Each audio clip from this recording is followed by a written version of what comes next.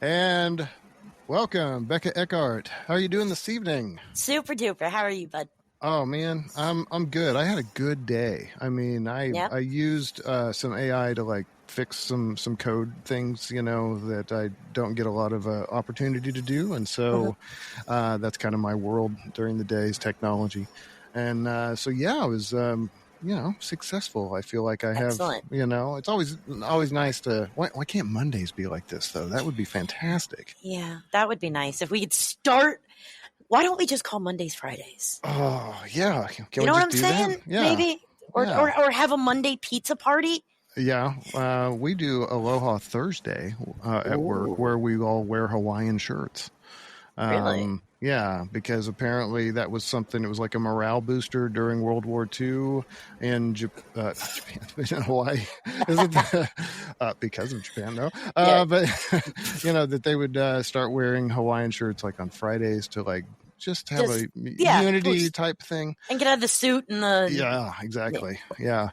Not that I've worn a suit since a funeral was probably the last time I wore a suit, but yeah, so we do that, and it's fun. And as it turns out, one of the big box stores that we all know by name sells them for pretty cheap. So and then my daughter sent me some pictures today because she went over there because it's right across the street, and she said, "Hey, they've got some Hawaiian shirts." I'm like, "Oh, those look cool." So I'm gonna have to go buy some more, But anyway, yeah, thanks for answering my siren call for people who Absolutely. have stories that made them question things, reevaluate things, and then whenever you told me about a little bit about your past, I was like, oh boy, this is going to be fun.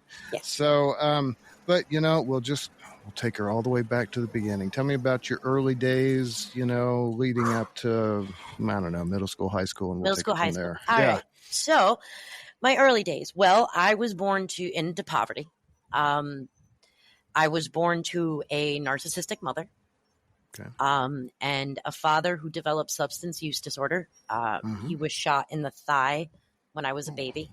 Oh. Bird shot, Mm-hmm. point blank range. Yeah. So that is it's a bad injury.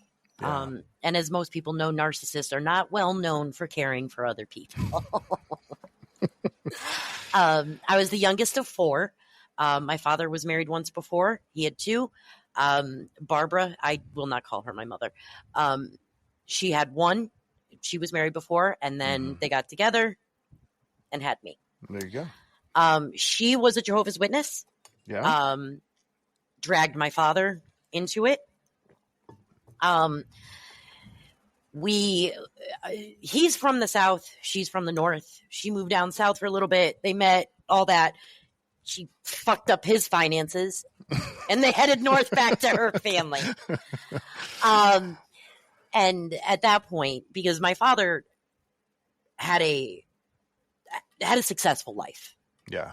And she spends like a crack whore on payday. Okay. So they moved back. Now we're in poverty. And when I mean poverty, my crib came from the garbage. Oh, yeah. That's getting there. Yeah. My brothers literally refinished it. I was already alive. Mm-hmm. I was sleeping in a dresser drawer. I think you say that, and I do that now for fun. I go on Marketplace, and I found some stuff that wasn't garbage, but it was cheap, and then I've found some paint. But you did it because it had to be done. I love upcycling, so don't even love it. And I'm all about thrifting and all of that. Mm-hmm. But when it's necessity, because there's no other choice. Mm-hmm. So raised Jehovah's Witness. They separated when I was 5. And when they separated, my father stayed in the religion. She did not. Interesting. So now I'm bouncing. But he came to it because of her. Yes. Okay. Yes. Now, do you know about disfellowshipping, Jehovah's Witnesses and disfellowshipping?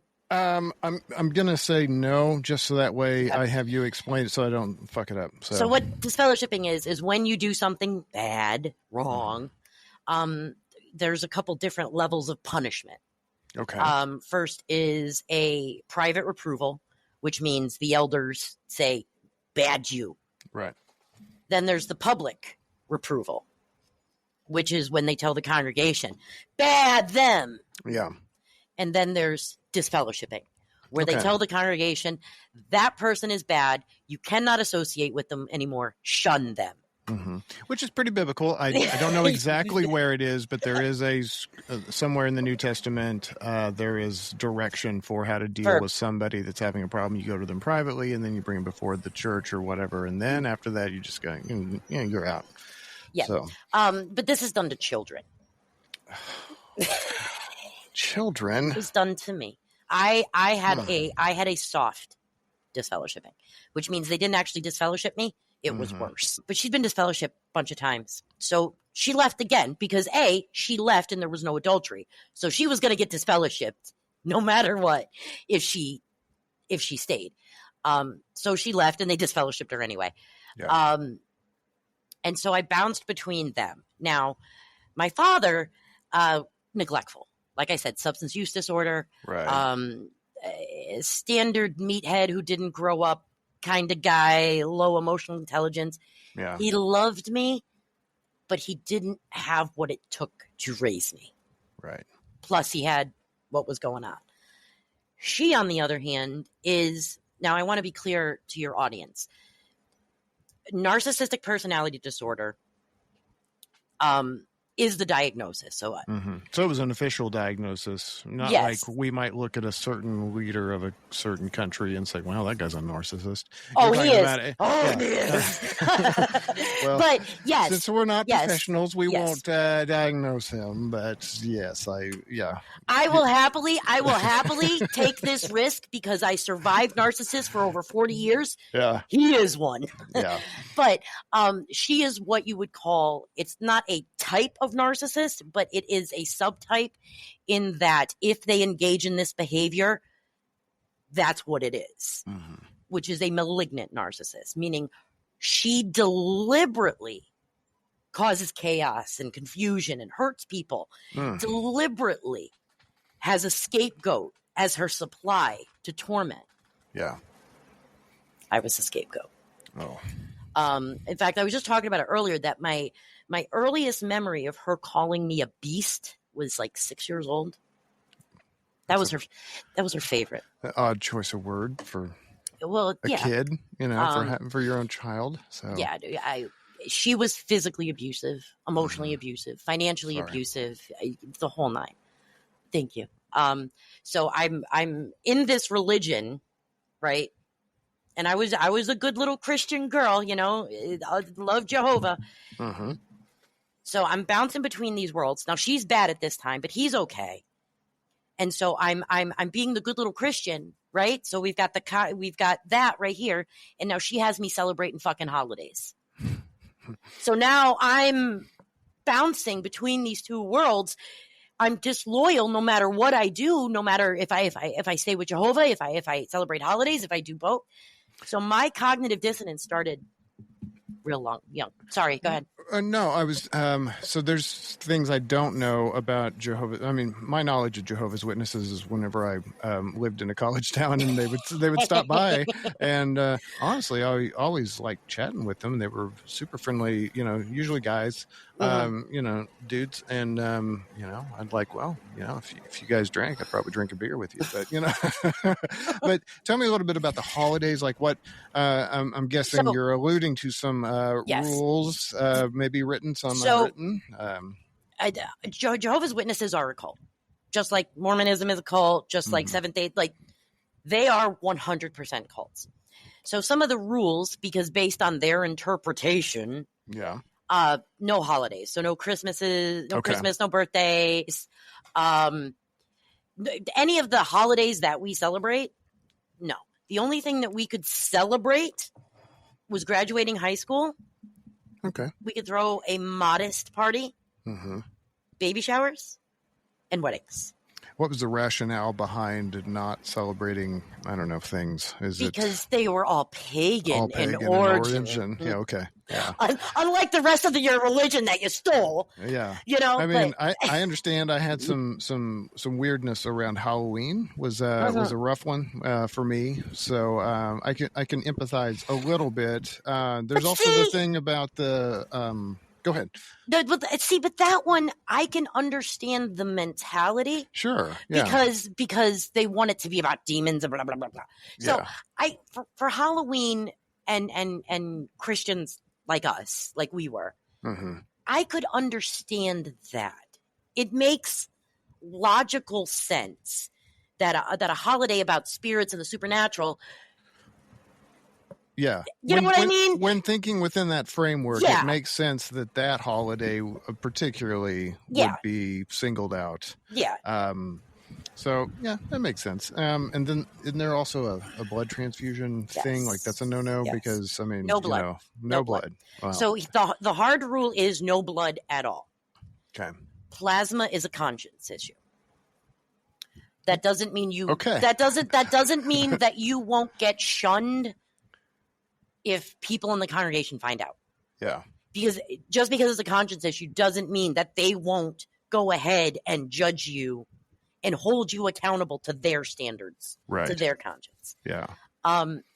So the thing with Jehovah's Witnesses. So here's the reality of what it's like being a Jehovah's Witness. So there are 5 meetings a week. Oh my gosh. It used to be Tuesday, Thursday, Sunday. Now it's just Thursday and Sunday. So you have the Bible study, which is an hour on Tuesday. That was done in family homes, little groups. Yeah. And then Thursday is the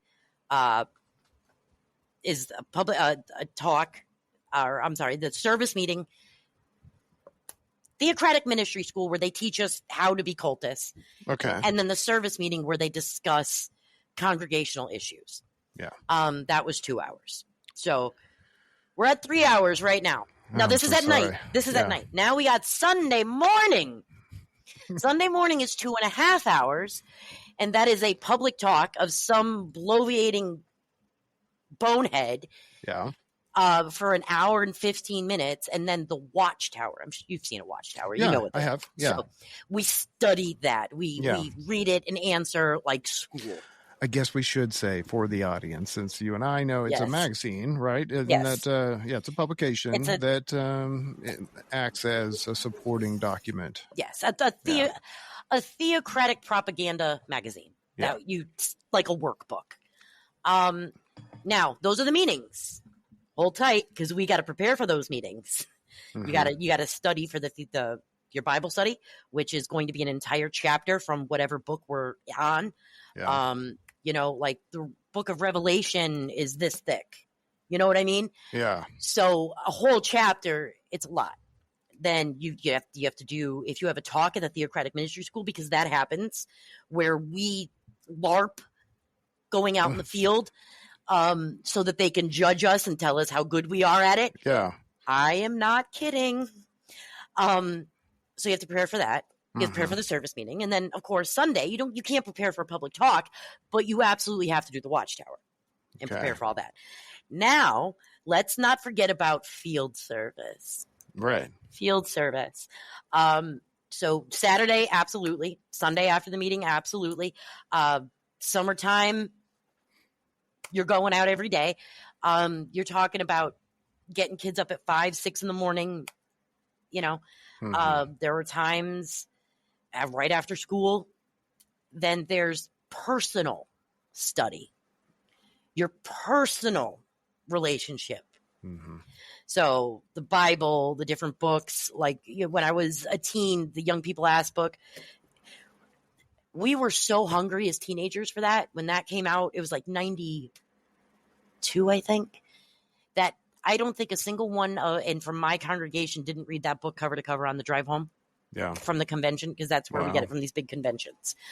And that there's personal. Then there's the family study. Now, imagine being a 12-year-old kid in school. Yeah. And school is your full-time job as a kid. And then you got all this bullshit.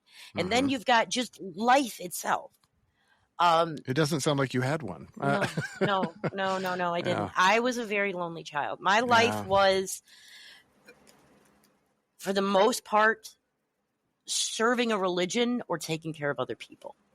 Yeah. I'm going to say this, and I don't say it to get anybody upset, but I need people to know who I am when we start getting into the deeper stuff. Okay. I'm 44. For 39 years of my life, not a single soul on this planet showed me any love. Actual. I'm so sorry. Actual love. And the fact that I have any empathy or love is a fucking miracle. Mm-hmm. And I'm very proud of that. I'm proud of you too. Thank you. Because I know coming from a hard childhood, and I really feel like we're constantly dealing with our childhood, like never ending. Yeah, it's tougher. You know, we talk about in society, we talk about the starting lines. A lot of times it's racial. We're talking about between that or income level, for instance, but gender. Right. That too. Yeah. But then what about the emotional side about like, you know, you got to play catch up if you want to go into the real world and know how to have, like you said, like emotional intelligence. Yeah. We're behind. Yeah. Right. Yeah.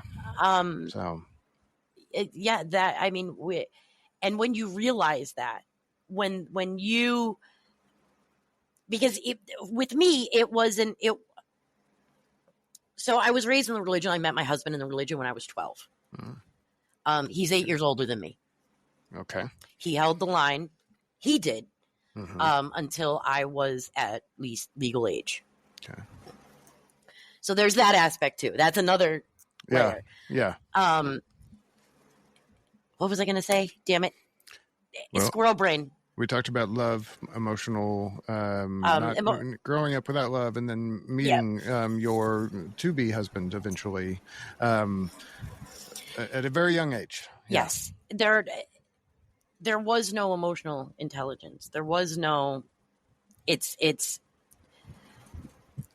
nobody knew how to do anything. So for a while, when I was like 14, because that's when I had my disfellowshipping, I left. I said, fuck this. Mm-hmm. And I left for a while. And, you know, my husband at the time, we parted ways completely. I jumped into a marriage that lasted a year. But I was waking up naturally. Mm-hmm. I was naturally, holy shit.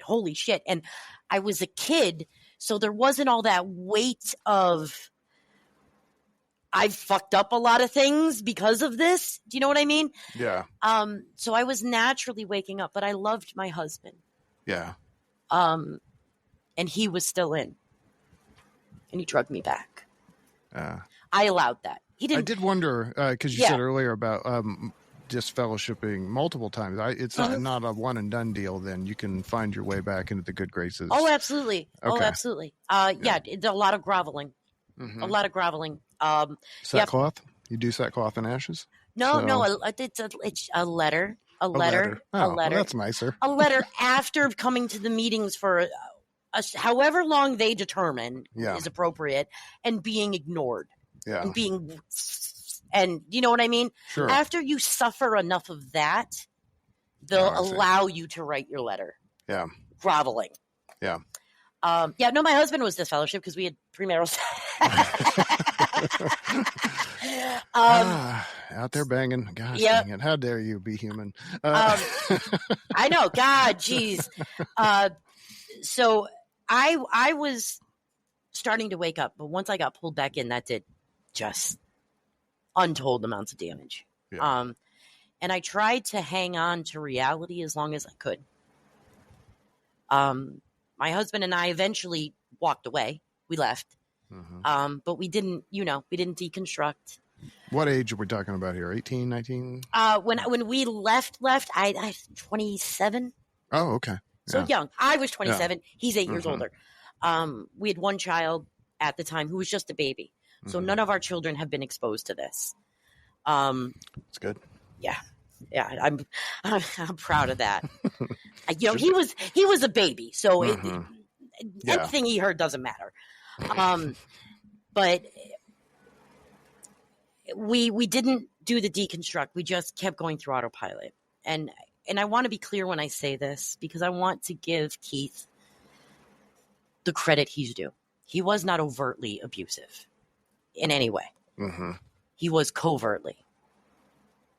Death by 1,000 paper cuts. Not supportive. Didn't stand up to his family. He sees that now. Yeah. And he's doing the work, and he's truly trying to make it up for me. Mm-hmm. But it was 21 years of that. Yeah. Well, I'm sorry, and I will ashamedly admit that I've probably had some of that of myself. Like I've no judgment. I've probably dished out some of that shit as well.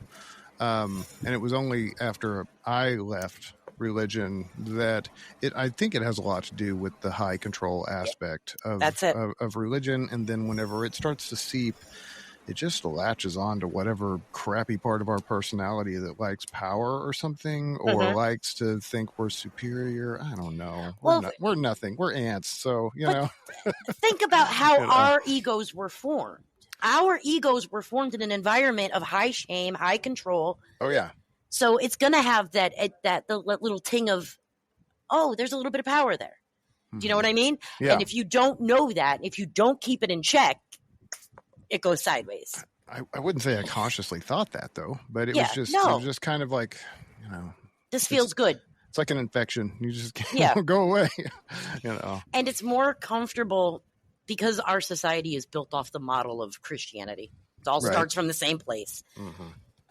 It's just easy, especially when you're hurting, to just go with the flow. Yep. Autopilot. Society naturally accepts Christians, so it's just easy. Yeah. And that was our problem. That's what happened to us, to our marriage, because he couldn't see reality. Mm-hmm. I could, to an extent, with all that was going on up here. And so there was this constant, you know what I mean? Yeah, back and forth struggle. What you said you were starting to wake up before you got pulled back in. What do you think, if any, if you know, contributed to that awakening? Distance was definitely like time to breathe, mental space from the problem, and then being allowed to think a little bit. Yeah, the distance, time, and space without them constantly bombarding you. Yeah, because that's what they do. Jehovah's Witnesses will just keep. No, you got to hear it. You got to get better. Fuck off. Let me give me a break. Breathe. I think it was that. I think it was. I felt comfortable to explore different things and realize, oh, this isn't that bad. I think that was truly it. My age, not to mention the reason why I left, and the reason why I left is because we have this nifty little thing. They have this nifty little thing. It's not confession. There's no confessionals. But if you do something inappropriate, it's definitely better that you go to the elders with it. Okay. You know what I mean? Yeah, before being found out and then having to go through that other process. Yeah. Tell us all your dirt because we're fucking pedophiles. Anyway, so I was trying to be holy, really trying to give it all to God. Yeah. And I didn't know this. It was all congregations, not just mine. But the kid group, we did some not okay things, according to the rules, according Such to as sex, drugs, and rock and roll. Okay. I mean, not really. Yeah. It was literally like making out and normal teenage kid bullshit. Right. Yeah. Quasi-rebellion with hormones, with what's the world got to offer? What do I not know about? That kind of thing. Just normal stuff. Yeah. Yeah. So there was me and there was Ruben. Now, Jehovah's Witnesses, I don't know if you know, typically we're all raised together. So it is not abnormal for people who've been raised in, their entire lives together, like brother and sister, to get married, to couple. Okay. Yeah. And I was being encouraged to go that route because Ruben was local. Keith was not. I was 14. I said, okay, Ruby, we did some stuff. We need to do this together. And he agreed. I was up first. So 3 grown men sat there, just me, no woman, no other adult, and probed me about intimate, sexual, like probe. Uh-huh. I had 3 of those meetings like that. No woman, nobody there for me, just those 3 men asking me deeply, deeply personal and intimate questions. Right. And then when I was done, Ruben did not. Oh. And well, that also sounds biblical. Yes. So they went on their little investigation because I told them some shit. They're like, well, how's this happening? So they went on their little investigation. And because I didn't have any proof, they couldn't do anything. However, at that point, the congregation knew what I did. Mm-hmm. Because one of the elders' wives did what they do. I'm sure it was the same in your congregation, the priest, Baptist, what you had, their wives. Yeah, the preacher. Yeah. Their wives. Well, or were they pretty good? I was actually talking about my the preacher of my youth to my wife last night, and I said, you know, he was actually not a bad guy. He was actually pretty decent. I mean, there are a handful of them that were okay. I grew up in a small town, so it didn't really matter. I mean, there's no, the original social network is either your local church or a small town, and if you get lucky like me, you get both.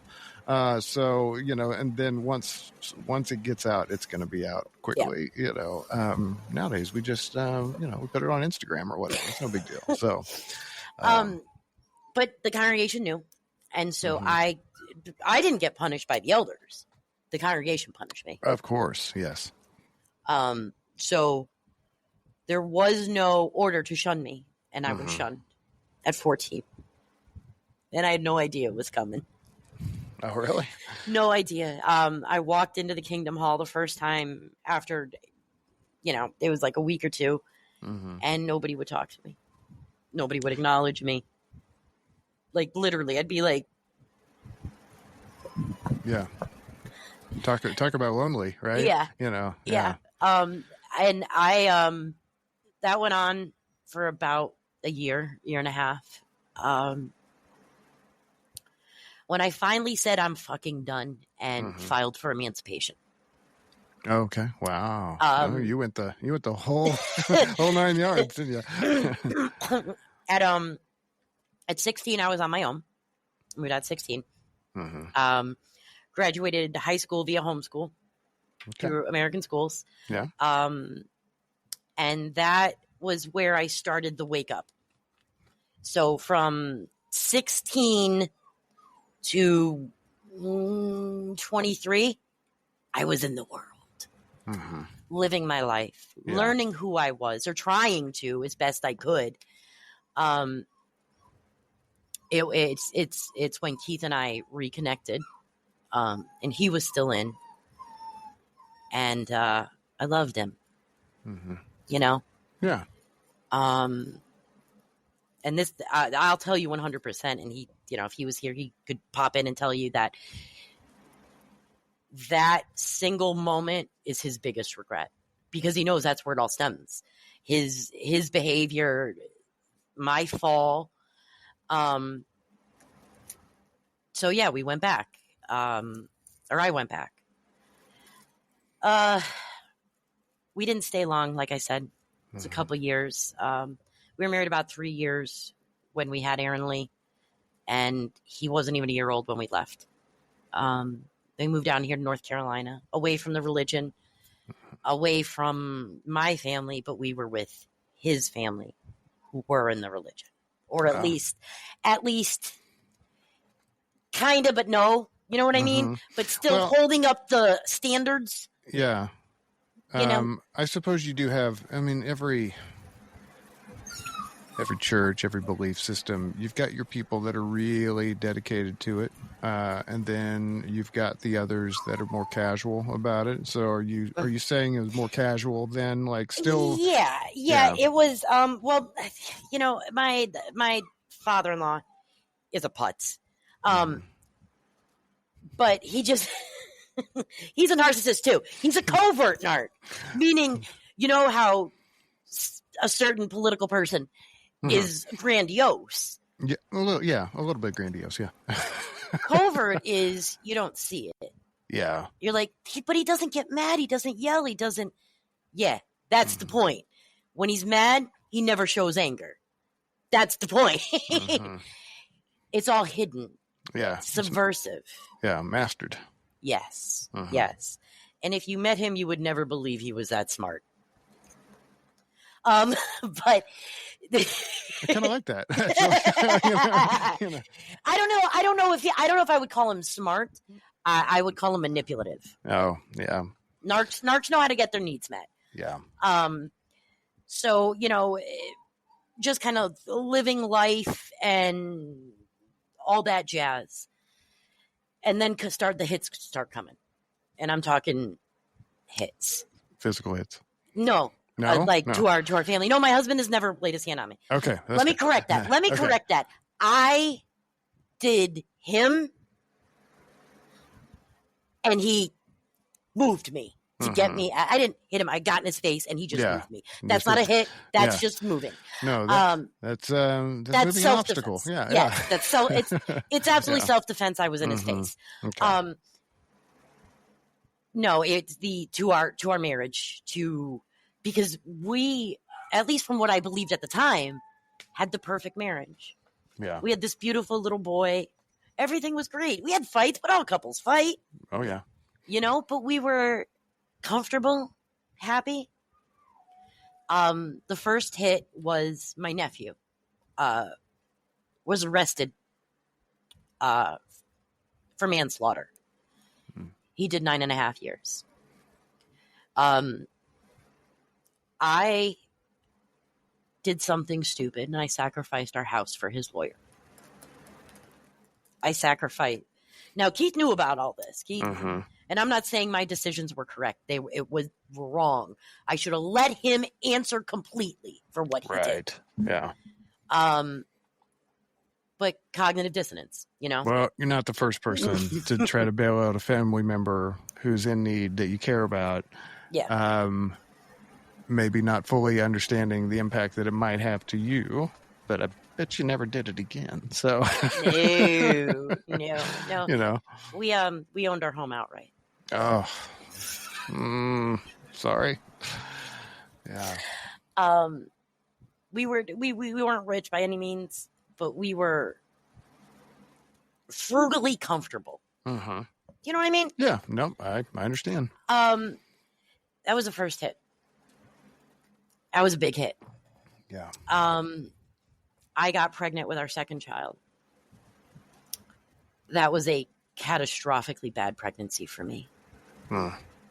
Turned into an emergency cesarean. Uh-oh. Yeah. Then, 4 months later, guess who's pregnant again? No. And here comes my Imogene. Ye old Irish twins. Yes. So, and another catastrophic pregnancy that led to a catastrophic delivery. Yeah. My uterus ruptured with Imogene still inside. I got her out, but off to the OR I went. Yeah. I died twice. They brought me back. Yeah. I lost about 80% of my blood. Whew. The response from my husband, and now he'll tell you he felt it, didn't show it. You know, that was a big trauma. And sorry, go ahead. No, I was just thinking that even though you're distanced from JW, you I know about religious trauma, and I know that if you have to, you would have to receive blood, you don't lose 80% of your blood and just fill it up with motor oil. And that was the thing, is I took the blood because I said, no, fuck this. Right. Yeah. Yeah. It's either die for a religion that I'm not really that interested in anymore, but you still have that thing, right? Yeah, that's that shame. thing that's in the back. Well, this is a no, you can't do that. So. And I did it. And so both he and I had that going on, but he didn't. Yeah. It's heavy. Because my husband, when I talk about repressed emotions, because I had repressed emotions, but I'm still animated, and it was like nothing registered. Do you know what I mean? Mm-hmm. It was like nothing motivated him. Nothing, come on, Yeah. And when I woke up, because when I went into the OR, I was still awake. I knew what happened. I understood what it meant. And I also understood that I probably was not coming out of that OR. Wow. He didn't. Yeah.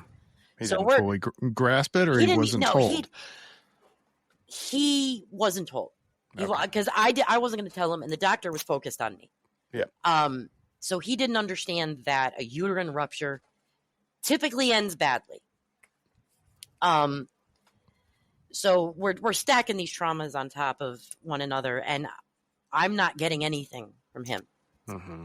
He says, I love you, but something big just happened. Yeah. And you need somebody in your corner, and you're like, wake up, man. Yeah. I need you. Yeah. And so, we go home, and postpartum is there. Yeah. And, And I almost instantaneously start telling him something's wrong. I'm not me. I don't feel right. Something is wrong. And my behavior starts becoming more aggressive, more erratic, more chaotic. I start freaking out and behaving in ways that aren't me. I try every fucking avenue to get help. Psychiatrists, psychologists, help me. They tossed some pills at me for anxiety, and that was it. I finally got my OB. I begged and pleaded with him. Something's wrong with me, and I need help. Yeah. So he said, go to the hospital, and we'll help you. They wanted to institutionalize me. Yeah. And I wasn't at that level yet. Do you know what I mean? Mm-hmm. I was having some severe anxiety, and what I really needed was somebody to talk to. To somebody to look at me and say, you just went through a lot, and you got to sort that shit out. Nobody did that. And I just continuously got worse. Our finances, again, I was a trad wife, so even in that state, I'm still taking on the brunt of the finances and the bullshit and keeping the house running as I'm physically and emotionally just out of it. I can't hang on. I can't hold it together. Keith loses his job. His family won't help. Like, he had one day left to get back to work after his FMLA ran out. Because for a while, I had to heal. I had physical damage. No doubt. We didn't have any money because FMLA doesn't pay you. And when you run out of time, you run out of time. You know what I mean? Yep. So he asked his father for money for gas so he could get to work. No and he lost his job. No, because my father-in-law getting booze was more important. Now, to be clear, my father-in-law had $20, $30. Like, he wasn't broke. It was just because he felt that we should just be handling it. The same father-in-law who, when I was in surgery, called my husband to scream at him to go fix our air conditioner because my two other children, were at home with the babysitter, instead of him, who worked on air conditioners, going to fix it. That's the kind of people. Right. That's the kind of environment I was in. Yeah, you're painting a lovely picture here.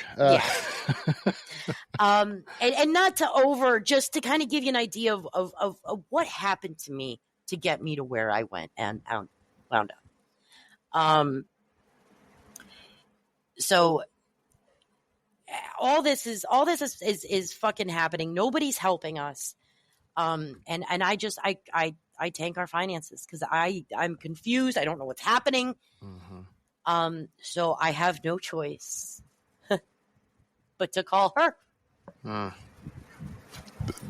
She who shall not be named. Yeah. Yeah. To come get us because I needed someplace for my kids. I knew what I was doing, like, because I had already cut her out for a few years. Mm-hmm. Was it a few years? About a year and a half. I'd cut her out multiple times trying to get her out of my life. Yeah. But with narcissists, especially a narcissistic parent, that's a hard thing to do. And if you don't know you're dealing with it. So we go back. I get a job up there. Keith gets a job. We move into the projects. But I'm getting worse. My ability to function as a human being is declining rapidly. Keith and I get into a fight. And I get into a car accident. I total our only car. You're a country song at this point. Oh, baby, hang on, because we're just getting started. You're going to see I'm painting the picture. I had to rely on her more. But after the car accident, physically and mentally, I'm talking like the week after the car accident, I literally hit a brick wall. My car was totaled. I was hurt. Mm-hmm. So I asked my sister-in-law, my brother's wife, and Barbara to watch my two young children. Aaron Lee was 8, 9 at the time and at school most of the day. But I needed help with them. Yeah. I had 2 toddlers, 2 babies. Mm-hmm. And my body and I just needed some rest. I couldn't sleep. No, I didn't get that help. What I did get was I put my girls, my 2 kids down for a nap. And I went to go lay down because I'd been up all night. Mm-hmm. What I did get was Barbara literally setting it up when I did that to have CYS come. And make it look like. And that led to 18 months of hell. I proved to them that she was full of shit in that instance. Yeah. But I naively said, look, we're having trouble. We need help and resources. Right. So I invited them.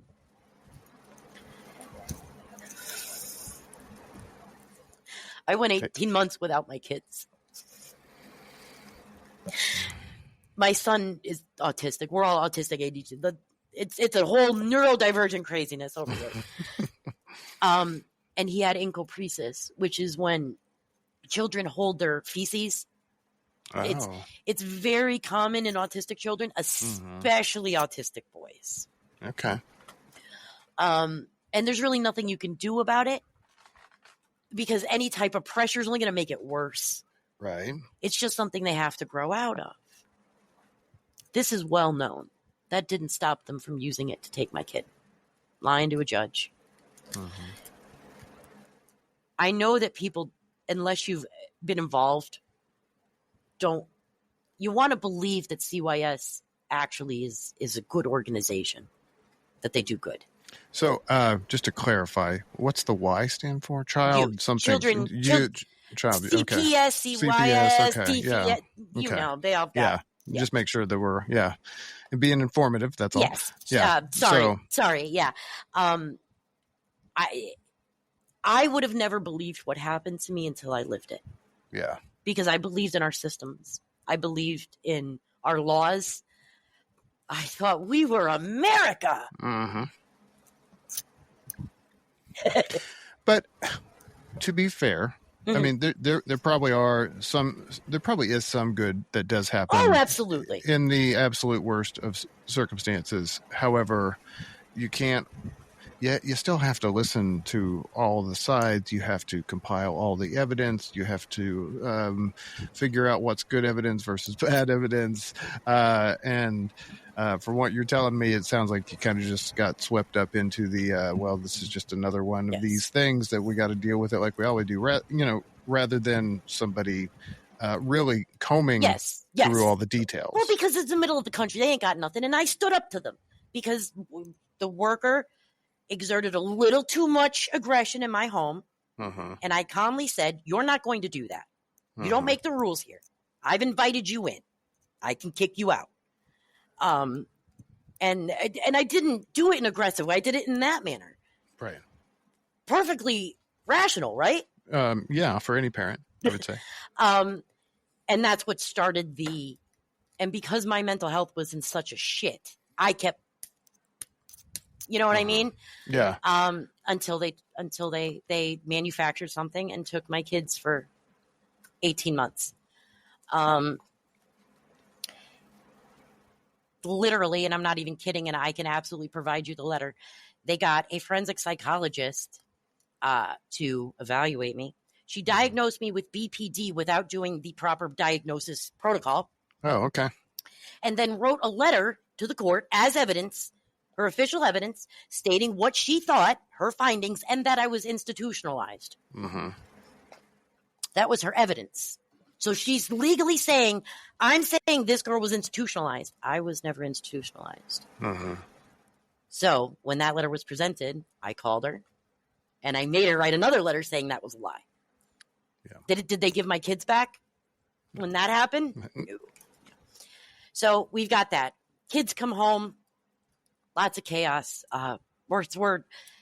We went from a normal, lower middle class family to we're in the shit. I'm just getting worse and worse and worse. We eventually come back to North Carolina, and that's when I just go off the cliff.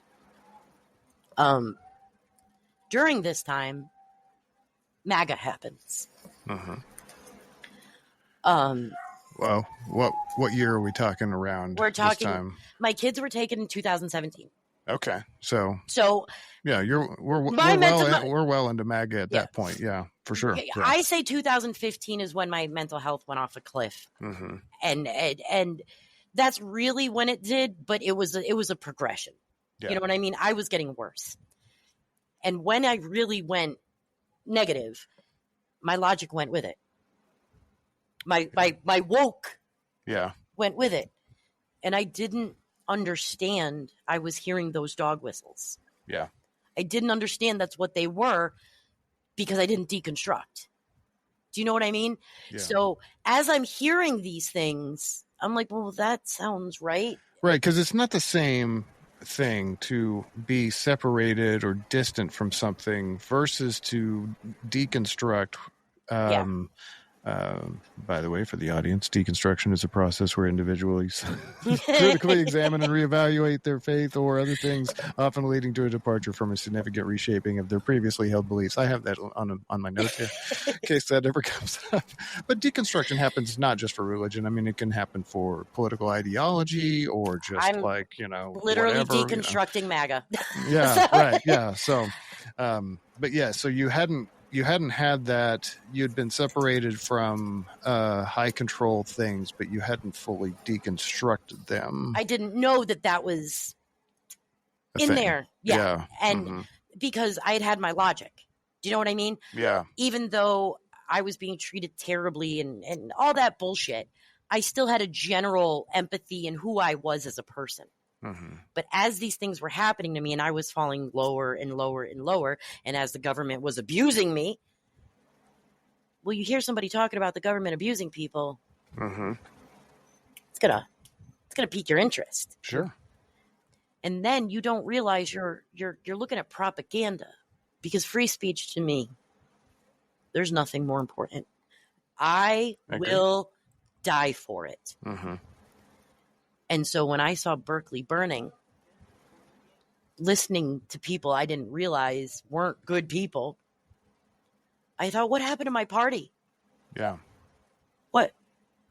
What's going on? And so when I went to start asking questions, because I really, genuinely, I was raising a family and dealing with chaos for the last fucking 10 years. Yeah. I don't know what you people are talking about. Right.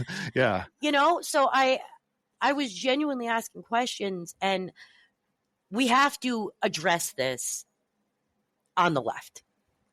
We behaved badly as Democrats during the initial Trump cycle, because there were people who were I would agree that, I mean, you and I not all. You and I mean, I'm not a Democrat, so it's like I'm not just either. Like, I mean, I'll probably lean left just because all the right candidates are shitty. Yes, but but that's different than me calling myself sorry, true Democrat. I'm not either. I'm not either. Right. So, but I do understand what you're saying is people on the left were maybe overly reactionary before having good evidence, right? Yes. Now there was plenty of things to go, yeah, he seems like a total asshole, or the movement itself. But I think the movement became worse as it got on. Yes, yes. As someone who got lost in MAGA and knows exactly how it happened and has deconstructed that, and yes. I am talking about the people who look like us only. So for any of your listeners, anything that I say, you look like this. So you're saying we're both Caucasian is what you're saying? Yes, we are both Caucasian. A couple crackers, got it. Yeah. There was a lot of reactionary social justice warriors, stuff like that, the internet. It was all the new technology and everything happening at once. And nobody was grabbing a hold of the situation saying, hey, everybody, we're acting fucking crazy here. Yeah. And I truly do mean everybody. Because I don't think everybody remembers what the environment was back then. It was very reactionary. Everybody was instantly just ready to go at you 100%. Yeah. Even if you were just asking a question. That's true. And I say this with a trans son, because I do have a trans son. Okay.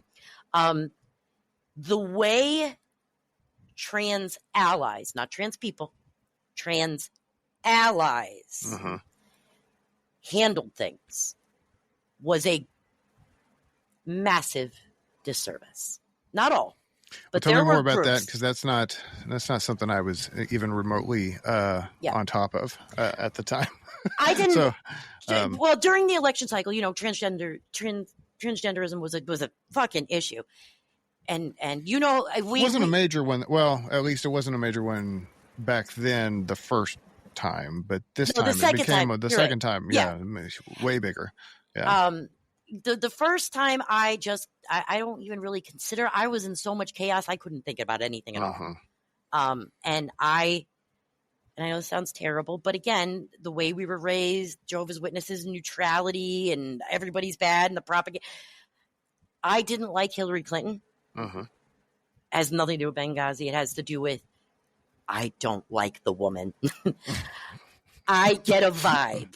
Yeah, right. And I'm sorry. We all know your husband went to the island. Yeah. So, and for the record, yeah, he should get his just punishment as well. 100%. Anyone who went to that island and knows what happened there deserves the worst possible things. Whatever happens, that's bad. But I wasn't critically thinking. I wasn't logically thinking because I wasn't looking at the world correctly. And so that was the first time. The second time, transgenderism was a big issue, and I truly didn't understand. Think about how we were raised of man and woman and no deconstruction. So please explain to me. You want me to support you. Okay. I don't want to hurt anybody. And I truly didn't. I truly do care about people. But when it was never trans people. It was the same fucking people who are in our shit. Or the people I'm talking about. They make an issue out of everything. Leftists. We all know who they are. Well, I mean, not all of them. It's a group. I was going to say, I was thinking about this. So after work, but before we hopped on here, I walk up. I'm just a convenience store, literally like a block and a half away from me. So they get a lot of business, right? Yeah. And I don't drive there because I'm trying not to be lazy. So I just walk up there, and I'm walking. I'm listening to my music. It's all good. And I thought about how, on a normal day, if I didn't hop online, I really wouldn't know that anything bad is going on in the world. But then you get online and you get a fire hose that comes from a different direction. And oddly enough, both are true. Yeah. It is both sane in places and normal-ish, and also very bad in places, and people are being abused and rounded up without due process, and being called slurs and whatever. Both of these are true at the same time. Yep. And I think even though it certainly helps us have this conversation now, and it helps my job, the internet might have been a mistake. So see, and I have conflicting feelings about that, because yes and no. Yeah, right. Yes and no. I think the internet is a wonderful tool that's helped us in many, many, many, many ways. Yeah. I don't think I would be deconstructed without it. I don't know if you would be. That's fair. No. Definitely not without it. Yeah. Yeah. So, however, I don't know so much the internet as social media.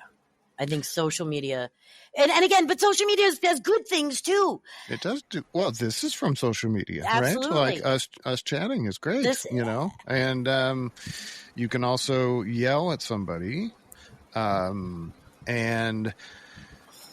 then walk away from it and not feel the physical impacts of the uncomfortableness that you have whenever you have a face-to-face or even just visually discussion. This is more. Right. Yeah. This is more typing. Than just typing, because the interaction is really no different if it's a loving person or someone that hates your guts. Like ultimately there's no buffer there to make you pause and think maybe a little slower. Yeah. You just spew things out. So, let's go with that the social media may have contributed a lot to, more left-leaning people becoming a lot more vocal at a time that was starting a period of increasing division. Not so much the vocality, because the vocality is fantastic. Yeah. But their ability to handle conflict with the vocality. Okay, that's fair. Yeah. Do you know what I mean? They had the passion, fantastic. They had the drive, but they didn't have the emotional intelligence. Right. So when someone like me genuinely was asking, "Can you explain this to me?" And you're a transphobe, you're a bigot, you're this, you're that. What the fuck? Yeah. Let's slow down. Give me a minute. Yeah. And for someone like me, who, like I said, didn't have a soul love them, why the fuck am I going to listen to anything you have to say? Right. Yeah. And then the people in my life, my friends, because remember, MAGA is really kind of starting to develop and gel and solidify. And I didn't understand. Came to my aid. They were all MAGA. So for the first time in my life, I had somebody speak up for me. Right. You had somebody in your corner. Yeah. I'm a loyal person. I believe in loyalty. And unfortunately, I was stupid back then and didn't understand what loyalty actually was. So when that happened, I put on the red hat. Not thinking, not seeing, not understanding. But y'all are acting fucking crazy and being mean to me, and these people are being nice to me. Yeah. Is that logical? No. That's a very broken person. And I need everyone to understand this, that the majority of MAGA is just like me. Yeah. They're not the Nazis. They're not the Christian nationalists. They are the smallest portion of MAGA. They exist. They're 100% exist. But most of MAGA, in one form or another, are very confused people who are now in a cult and can no longer see reality as it is. And that is why this needs to be done. People need to hear it. They need to understand that we can break through it.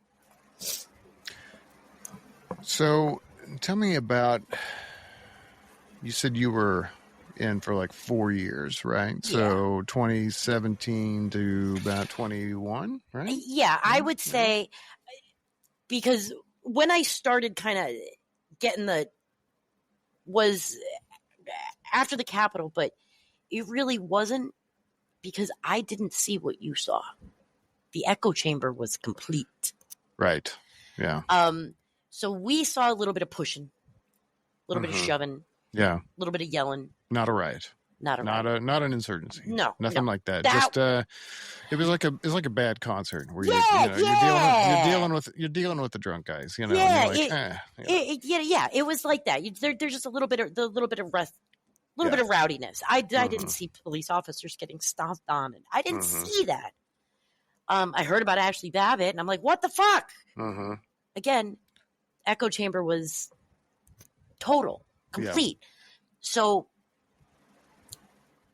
I didn't see them actually doing what they did until 2023.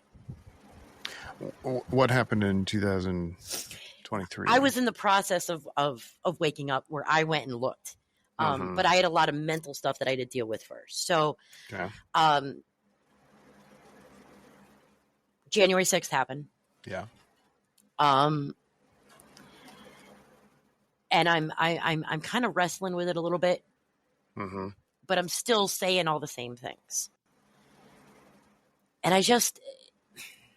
I'm getting more and more uncomfortable. Do you know what I mean? Yeah. Like, I have to stop liking musicians that I like because they're against Trump. I have to, like, do you know what I mean? And even in MAGA, because I will tell you, there are people who do try to push back in the cult, or who did. I don't know about anymore because I was one of them, and I know others who were one of them. But when you do, they all swarm. Yeah. They all swarm. And you see I'm a reasonable person. I know how to talk. Yeah. But they just swarm. And when you're someone like me who was that beaten down, it's just, and it was kind of a slow burn. And then I met another narcissist.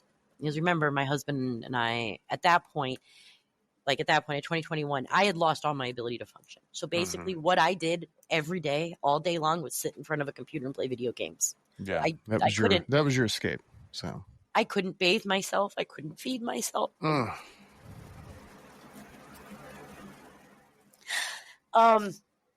children saw this. And my husband didn't realize he was the cause of it, or part of the cause of it. But I was looking more and more and more and more and trying to, what is wrong with me? And I met another narcissist, a man. It took him 5 seconds to read me and get his claws in me. It really did. I was so starved for affection that it wasn't hard at all. And so that eventually led me to leave my husband. But guess where I went when I did that? Can you guess where I went? No, you didn't go back to her. Yeah, I absolutely fucking did. So what I'm hearing is that when it comes to, they have that phrase, a glutton for punishment. It's just a buffet for you. It's like going to Golden Corral. It's like a kink at this point. Exactly. Yeah. But you don't have anywhere else to go. I mean, that's the closest tether to any kind of stability that you possibly have, right? And even if it's not great, it's something. And I understand what it's like. We have lived far away from family whenever the kids were young, and so it often felt alone for us too. Now we different situations because you're also starving for emotional affection, really. Yeah. So you run right back. Yeah. Run back to the doghouse. So I run back to the doghouse. So let me be clear, and I really want your audience to understand where my cognitive ability was at that time. I went back, so that means I'm getting back into that trauma bond with her, because now I'm going back to her. I'm in one with Steve, and I'm in one with that guy because I'm in the cult. Yeah. So I have all of this fucking shit banging around in my head. And what really pushed me was I realized what Steve was. during that time, because now we get another wrench. You ready for this wrench? This one's good. This one's good. I am every country song ever. If there's another kid coming out, then No. During all this time, back when the kids were taken and stuff, I had made a new friend, but I wasn't honest about how I felt about that person. Okay. I fell in love with him, head over heels. He was the only person. Remember when I said 39 years without love? Mm-hmm.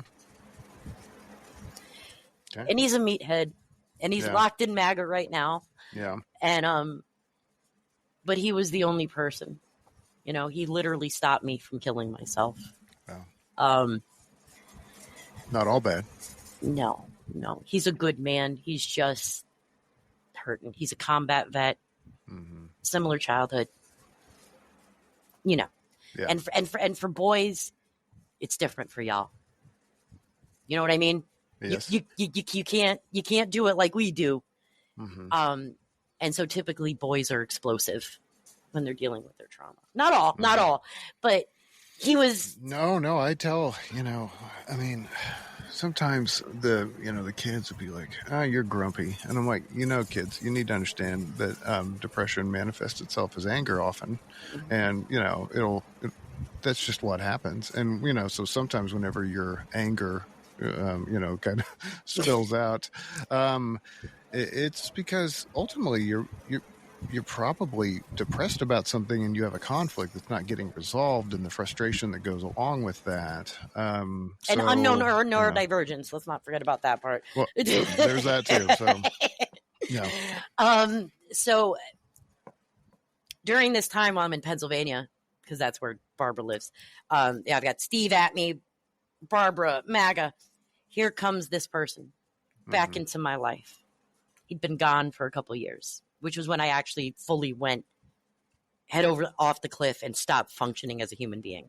Yeah. And he was back to tell me, oh, by the way, I love you.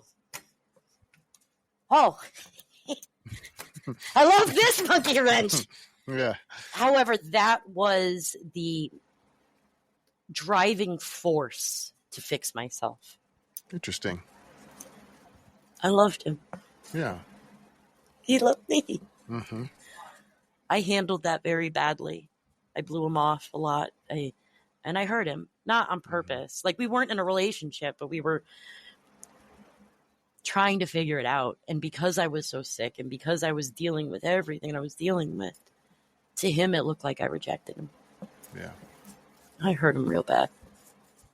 Whether he admits it or not. So that was truly my starting point. I wasn't in MAGA, but I wasn't gone. Right. Do you know what I mean? Yeah. And I'm working through all these things. I go back to North Carolina. I bring Keith and my children to Pennsylvania because I missed Keith. And I didn't know what all the problems were. I didn't know what was wrong, but I got rid of Steve. Alex was doing his own thing at that time, and now this. I know I sound like a bad person. I'm actually not. I was a loyal, loving wife for 20 years. I'm not one to judge, so we all have our things. Like, life is hard, and we're just trying to figure it out. And sometimes the influences get to us, and sometimes we don't listen to other influences. Not want to judge, So, but now we're all back, all in this house, and with Barbara, who. Now that my kids are there, she can't get any more supply off me. I know how to fucking whatever, lady. So she targets my middle child. Mm-hmm. Puts her hands on my middle child. Mm-hmm. That's a no-no. Yeah. It ended with me knocking her ass down. And good for you. And us and her throwing us out by lying to a judge and getting a temporary restraining order. In which we couldn't go back and get any of our shit. Mm-hmm. We were in a hotel. And Keith and I had decided, look, I need to figure this out. I'm going to go to where Alex lives and find an apartment or something for all of us. And that's what I'm going to do. Yeah. Because at that point I was done with everybody's bullshit. So I did that. He went to his parents. I went to that state because I don't want to, although I'm probably going to fucking say it anyway. But I was in an extended stay. I was there for 4 days. I couldn't find anything. And I'm like, I'm not going back. I can't deal with Keith. I can't deal with this family. I can't deal with this. I'm staying here. And so I went and got my 2 youngest children, and we lived in an extended stay in that state. We had to move to a different one where they threw me out because of my service dog, actual service dog. Yeah. Now everyone can say that's illegal. That's illegal. It is illegal. But what am I going to do with when you know what I mean? Yeah, you don't have a lot of power at that point, both mentally and just like, what are you going to do? Hire a lawyer whenever you're in an extended stay hotel, Yeah. So you're doing what you can to survive. They kept my money because I paid like 2 weeks at a time in full. They kept all that money, so I couldn't get another one. Right. My children and I stayed in a campground for 2 weeks. And was it fun? I mean, it was. I actually enjoy. And let me tell your audience, because Keith and I live together. We're all together, but I need my personal space. So right now I'm using my van as kind of that, but I'm actually going to get a van and put it in the yard. Yeah. And kind of like a tiny home. Yeah. Yeah. I have my own apartment, but we're all here. Do you know what I mean? Yeah. So that he and I can function. I get that. But it was fun, but I had no money. Luckily, fortunately for me, somebody helped me out 2 weeks later and got me a nice place. It was another extended stay. It was a really, really nice one. My kids loved it. It was like a vacation. Our kids great. They kind of go along with the flow. If it's not too terrible, they can usually adapt pretty well. Especially my youngest. Oh, God. And then I decided someone from my past contacted me and offered me to come stay. I said, okay. I let you stay with me many times. So, yeah. Yeah. I went there, got a job at a job I love. I was a stay-at-home mom for like 10 years. Yeah. And my first job out of the gate was accounts receivable, running an entire store. And I was so proud of myself. I got my kids in school. But my middle child started self-harming. To the point where I had no choice. This is my trans child to hospitalize him. Now, Toby has been in and out of therapy, since they were taken. Obviously, we couldn't figure out what the problem was, what was wrong with my baby. Yeah. I had to hospitalize him. The day things weren't going great where we were staying, which was part of the problem. Someone else not healed, very abusive to everybody. Just basically, she would go to work and then demand her boyfriend serve her. Yeah. And just yell at everybody else to do all the cooking, cleaning, and everything else while she sat outside and smoked. I'm like, I need to get my children out of here. A mutual friend or somebody I game with offered, let's share a place. Let's get a place. I have a kid. He had one son. I had my 2 kids. That's where we are now. So I came here to Kentucky from Alabama. And we lived together for a couple months. Unfortunately, he's in his 20s. Unfortunately, another fucking narcissist, literally diagnosed,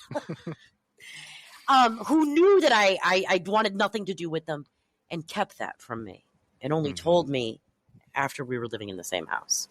You need to start like taking a test or something, like having. I've got a questionnaire for you that, depending on how you answer, it will be on if we hang out anymore. I have a tell. I just was misreading the tell because I was very sick at the time. I was still working on my mental. I was still sorting through it.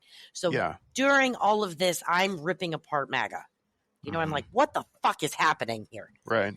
And so things don't go great here. I don't know what he was. I don't know what happened here, but I don't know what he was thinking. I don't know if he thought he was going to force me into a relationship, whatever the case is, but it was a bad situation that ended with him stepping into me and then realizing that wasn't going to happen. He left. Keith came back again. And I don't want anyone to think that my husband, he's a good man. We got a lot to work out, and a lot of it was him just not seeing, just not understanding his behavior, just not grasping it. You know what I mean? And he's absolutely doing the work, and I'm so very proud of him.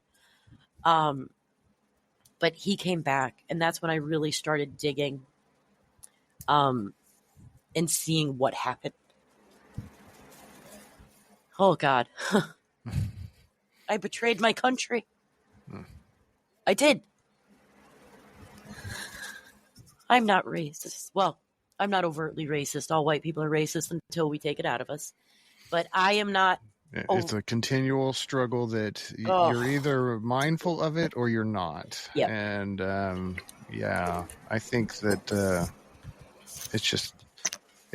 it's terrible. It's so stupid, you know? It's like the dumbest thing to be. If there's anything to hang your hat on, racism is the dumbest. It's the dumbest. But see, that's the thing. If we actually taught anti-racism in school, if we really started working on it, we could get rid of it.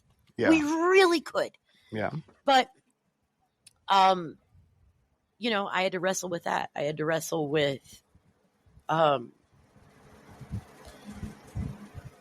what happened to me. I had to unlock it. I had to figure it out. And most of that work was by myself, ripping apart my brain. Good. I have had professional help, in and out, and I use different modalities. But I do what's best for me.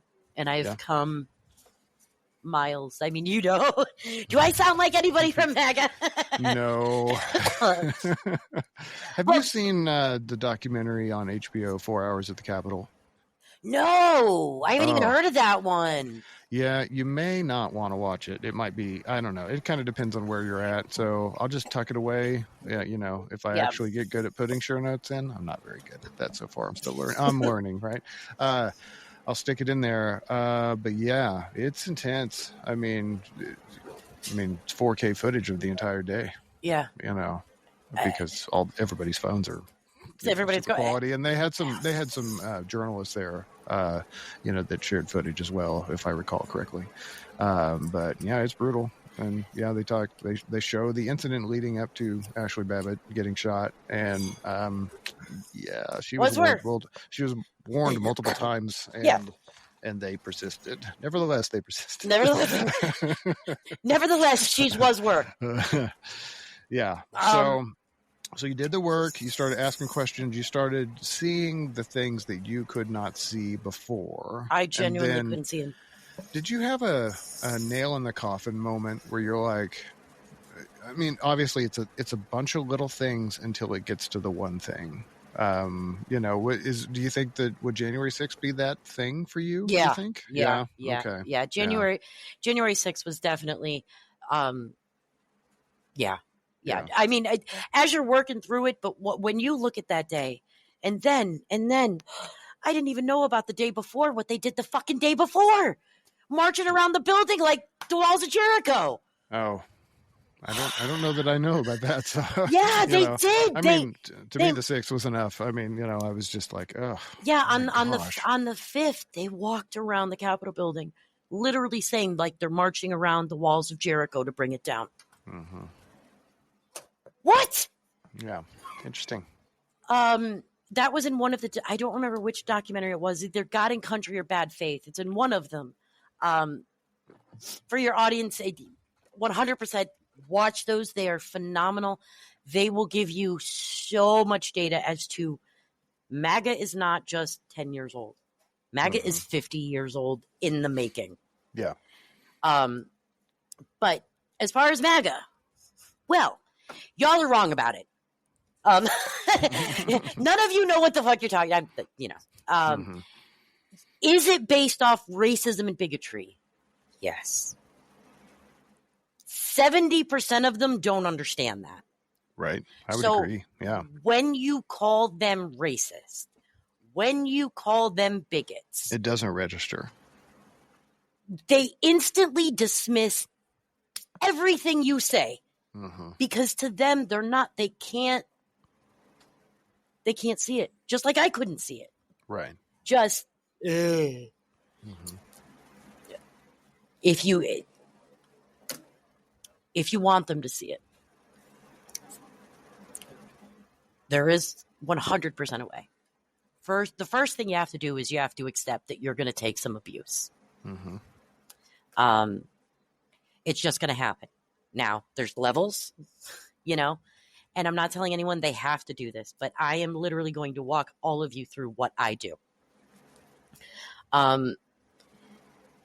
You're gonna take some abuse. What you need to keep in the forefront of your mind. Just verbal. Just verbal. Just verbal. Yeah. Well, please don't accept any physical abuse. And, well, you know how they are. Verbal is iffy. Yeah, I know. And we're, I think that those of us that are tired of their shit do it right back. I mean, the aggressive ones, like the really asshole ones, send them right back to hell where they belong. Yeah. And by hell, I literally mean their own broken brain. Yeah. It's figuring out who's who.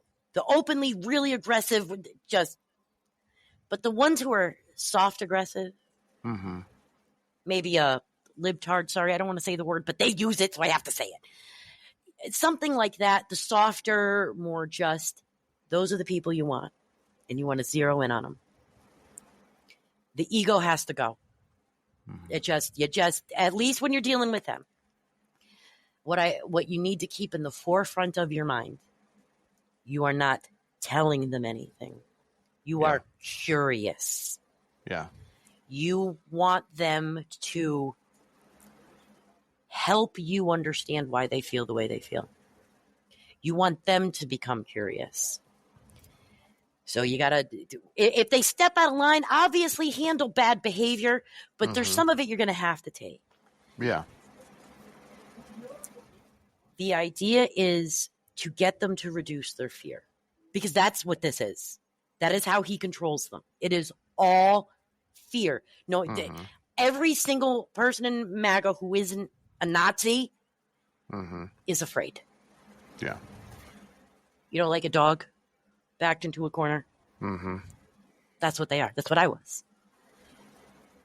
They don't trust us because of the propaganda. They're in a cult. Their brains, if they try to pull away, it sucks them right back.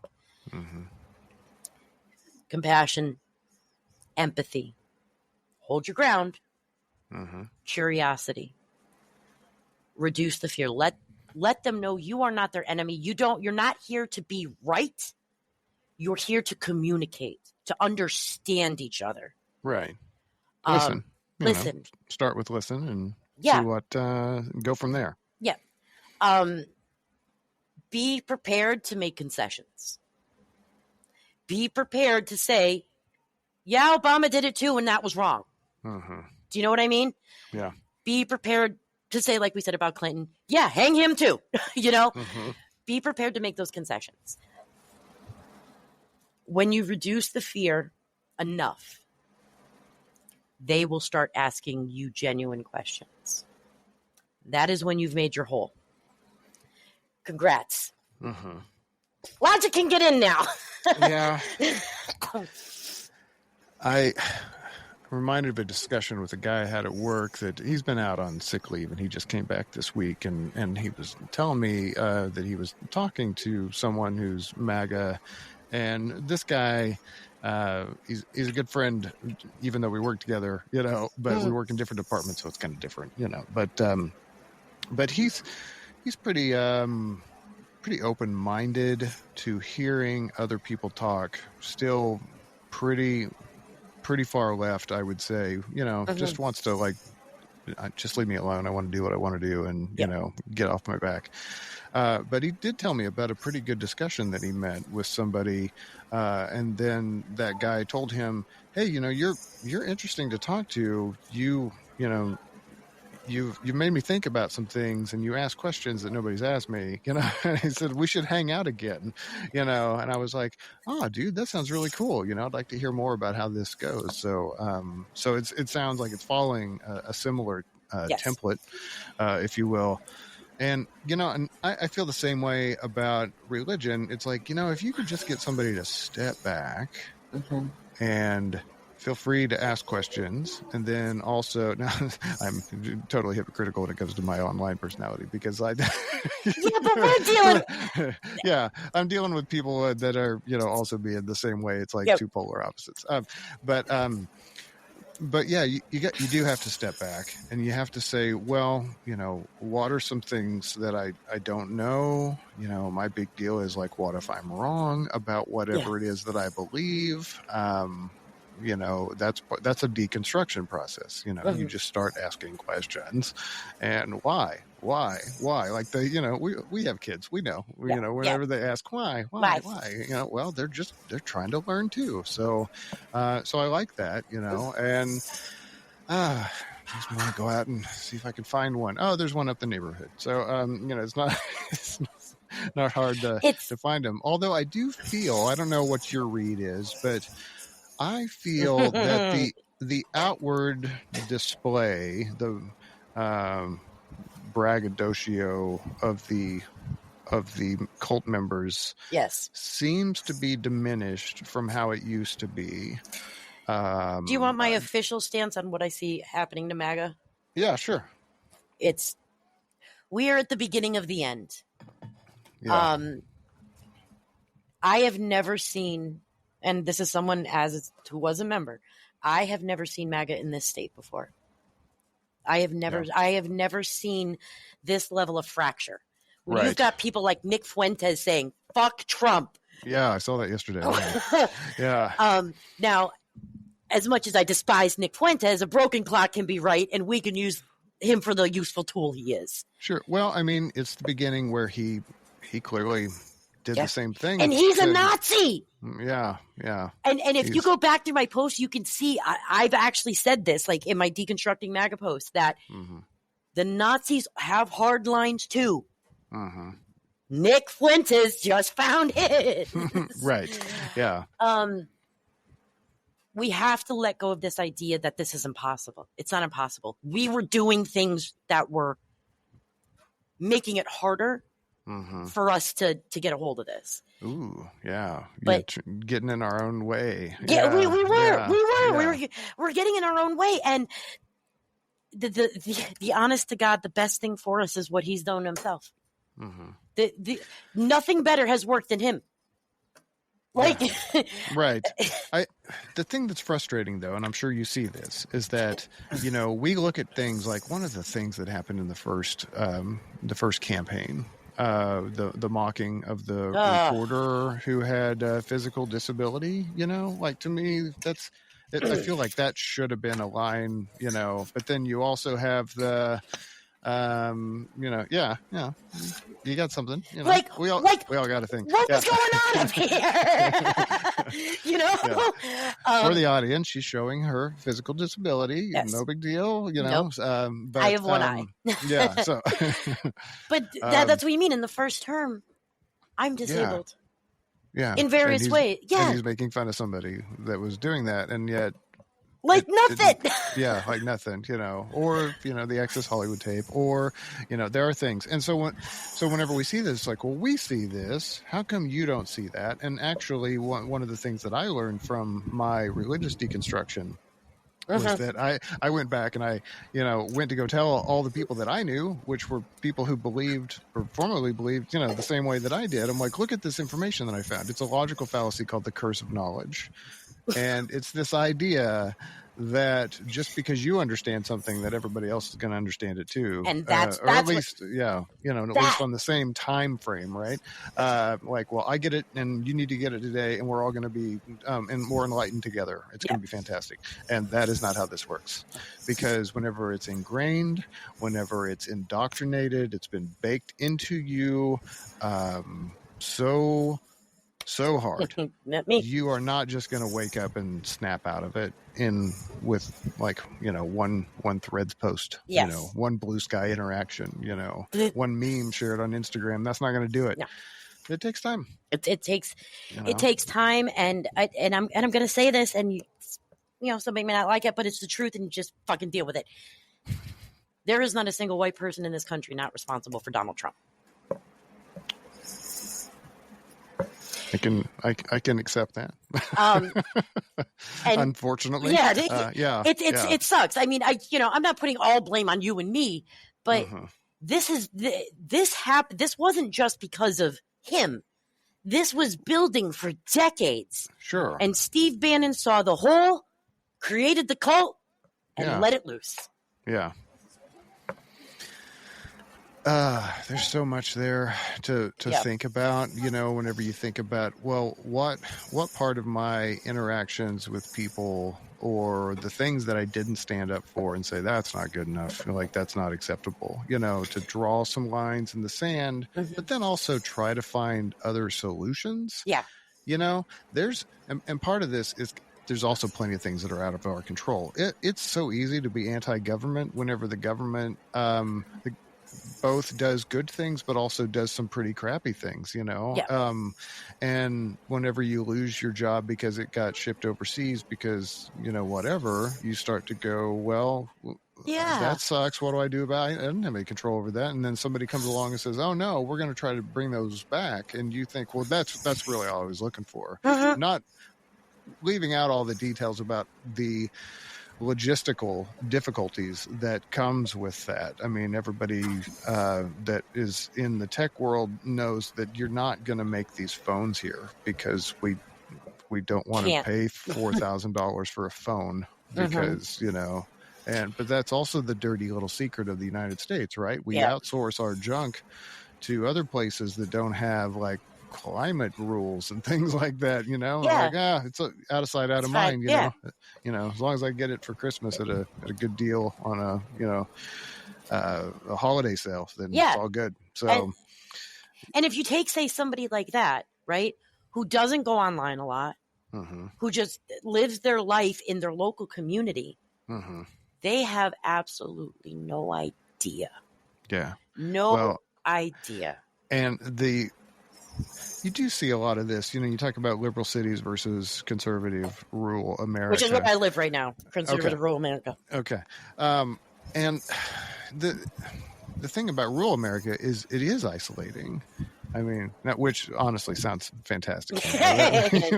I live in the city. I live in Kansas City. So the idea of... you want to trade? A nice, probably, yeah. I don't know, what's your internet like? That's really all that matters to me. Oh, I have fiber. Yeah, okay. We're good then. I mean, it sounds great, like, to me, a couple of acres, and, distance from people, it sounds peaceful. Or like we went to this park one time to go camping, but for fun, but intentional fun. And it said something like, it was like 2,000 acres on this nature preserve park area. And I looked at the sign and I said, yeah, that ought to do it. So like it's appealing to be isolationist if that's something you crave, but at the same time, if you're isolationist and then your neighbor a mile down the road is also fairly isolated, and then maybe you guys get to coffee or you bump into each other at the grocery store and then you talk about how things suck, you're not fully grasping the bigger picture that maybe there's more to the world than just you. I mean, where I grew up in Southeast Kansas, there are people there that they don't leave that area. They just don't. They don't know. Yep. Other places in the United, they read about them, they see them online, but they haven't been there. Yeah. They haven't smelled what Colorado smells like, which is clear and crisp and amazing. They haven't been to Florida and, and had to deal with mosquitoes and humidity, I mean, so you gotta like see some of the world and experience it. And then you start to see that, well, things are not as simple as I've made it out to be. Yeah. Things are far more complex. Yeah. And these people are, like you said, if they have no access to it, how are they going to know that, oh my God, I'm living in the past. Yeah. And the rest of the world is happening around me. Right. And it is this assumption towards assumption on left-leaning folks, or at least people who know that MAGA is bad. Yeah. That they're aware of it? Yeah, that they're aware of it. And I am telling you, as someone who was a part of MAGA, who is an intelligent person and got lost, they don't. They don't. These people, there's a lot of these people who are just, we left a lot of children behind. I mean, and I'm not saying it's a joke. It's true. Yeah. 60% of this country is functionally illiterate. Yeah. It's not great. No. And now, we're going to be dealing with it for decades. But so let's talk about. Okay. Hit me. The end of the beginning, if that makes sense. So, toward the end, whenever you finally, and I do, it's like you can throw the term woke at somebody and they're like, yeah, that's not an insult, because, I was asleep before. I was awakened to something that I could not see before, just like full on blinders. And now I see things differently. So yeah, it's never an insult. That's the thing. You MAGAs, you got to understand. You throw woke at anyone, and they're like, okay, and I like being enlightened. It's good. It's a good place to be. Yeah, it's a good place to be. Unless you live in this country right now. It is a little frustrating. Yeah, I did read something recently that talked about how that people that are more conservative tend to be just happier. And I'm like, yeah, no shit. Okay, so it's a recent study, so What I want to say to that is they pretend. They pretend. An outward face, because I did it too. Yeah. Now some of them are just that stupid, but they're really suffering inside. I mean, it is a little confusing that if you have absolute power over the country, you control every single major governmental branch. There's a lot of states that are, fairly red, I would say. And then you're still bitching and moaning. And, it's, man, my kids did that. I'd drive them. They'd get so much shit taken away from them. It's not even funny. What? No iPads, no TV time, so stop complaining. Can we take the internet away from MAGA for a year and a half, maybe? But we may need it to That's true. To show them some other things, right? That's true. That's true. This is the good and bad of all this. But as you got toward the end, and then when those blinds were finally open and you were awake, what does that look like? What does that look like? That looks like me giving myself empathy. Oh, interesting. That's what that looks like. I heard that's a sin. Yeah. The sin, toxic empathy. Toxic empathy. How dare you aggressively care for somebody? It was me learning that something bad happened to me repeatedly, and that was stopping me from seeing what was happening to my neighbors. Because it was stopping me from seeing a lot. Because before I got sick, I'd say probably around 2009, 2010, I was starting to do anti-racism, but didn't really understand that's what I was doing, but I was just naturally gravitating towards it. I lived in Winston-Salem, which has a lot of actual historical for educational purposes, like Beth Barter Park, things like that. So I was naturally starting to do that. And then I had kids. And that didn't seem as important at the time. That was like, I didn't know, you know what I mean? And life. And so, it was me finally being able to say, okay, you had it bad. You had it real bad. And it's okay that you fell.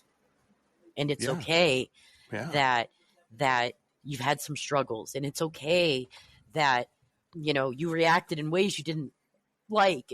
And as soon, and I am literally saying, as soon as I accepted that, I saw it all. Yeah, I saw it all. I saw the racism. I saw it even in me. Like it was just, that was the moment. Yeah, the funny thing about racism is that how it can sneak up on you. Yeah. Normally I'm like, I'm not racist. I don't care about somebody's skin color. And then you see some sort of like stereotypical thing happen. And then your monkey brain does something that says, oh, there must be and you're like, oh my gosh, I can't believe I even had that thought. I mean, I catch it. It's not often, but it's usually the worst of situations. And then you have to realize, like, no, that's not right. That's an incorrect thought. We're just talking about two humans that are having a disagreement about whatever, and we got to work our way through that. And the skin color doesn't mean shit, So I know plenty of dumbass white people. So Oh my God. And too many. Yeah. Oh, when I think about all the microaggressions that I didn't know I was doing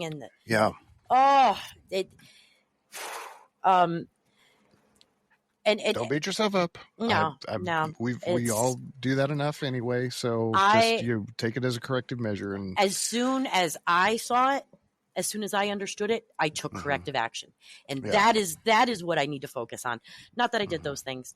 As soon as me saw the problem, I took action. And that's the important part. Right. But racism is our biggest problem in this country. At the end of the day. Yeah. At the end of the day. I have a hard time separating the big problems, because I see that as a big problem, but I also see economic disparity as being a pretty big one. Well, here's why I say that. But then they go hand in hand, because if you know about things like redlining, like there's so much history involved in this, and people think, oh, well, why don't you just lift yourself up by the bootstraps? It's like, dude, I was born with the bootstraps, the boot. I had the whole uniform for me. You want to hear? So it's a fallacy to believe that. So before Keith and I got married, sorry, I have ADHD, my brain. No, I'm sorry. So before one of my kids, it's fine. when Keith and I got married, before we did, he had a house in New Jersey. I had my own home. At 19 years old, I owned my own home outright. That is amazing. So they can take their bootstraps and shove them right up there. I like. And you say, oh, well, you've owned your own home outright a few times. I have, because I believed that was priority. Yeah. Do you know what I mean? Yeah. And I live within my means, and What's that? What is that? I live within my means. I don't know what that means.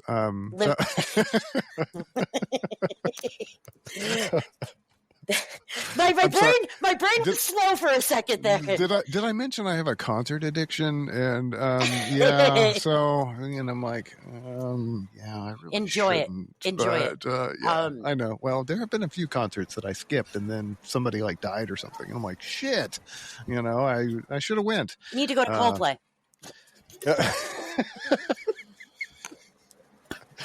Well, right now I see him almost every other minute at the moment.